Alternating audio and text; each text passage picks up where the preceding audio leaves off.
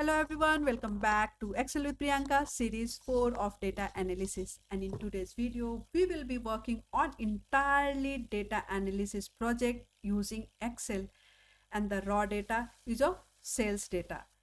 In the previous series 3 I had briefed about this sales analysis project. So here we will be working with the raw data and converting it into a meaningful business insights. So suppose we are working in a company where various sales data, region wise, salesperson and product wise is given. Now the management wants to know like which are the areas where business needs an improvement. So these questions cannot be answered simply by looking at thousands of rows and multiple of columns data. For that, we need a summary of this data or the analysis of this data. So before doing any analysis or any report, first we have to work with our raw data. We have to make sure our data is clean and organized so that we can go a step further for the analysis part. So we will check the data first here, like for the order date, if we'll check it if the date is in the proper format, means same format is followed all over the data set. Customer name, if no duplicates is there in the customer or any missing values is there in the customer. Similarly for the reason wise, all the data is consistent.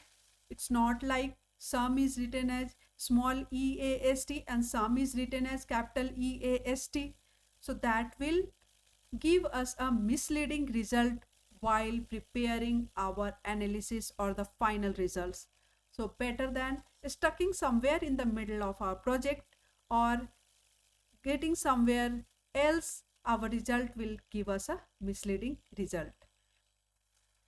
So it's better to invest time in analyzing our raw data.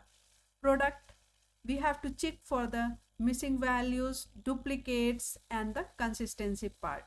Similarly, we need to check all the columns, and after checking I could find that my data is clean and I can go ahead with my analysis. So before going the analysis and start doing the analysis part, we have to check our client requirements, what the client has asked for, because blindly we can't do the analysis, because if the columns and the rows are multiple, blindly analyzing means we will be just stuck in that. So what it should be clear what analysis we have to do, what is the calculation we have to follow, what is the tools that we will be using, is that tools and the calculation is giving the insight which I want, which my client wants. If yes, we have to go ahead with that. So here if you'll see it, the client requirement is like which is the region performing the best. So for this region performing the best, obviously we have to calculate the sales column and the profit column, because the sales which is highest, the region who is doing the highest sales will be the best region, and the region whose sales is lowest will be the region which needs a business attention. And similarly for the salesperson, we have to calculate their sales and the profit by individual salesperson. The Excel tool we will be using it, pivot table plus short.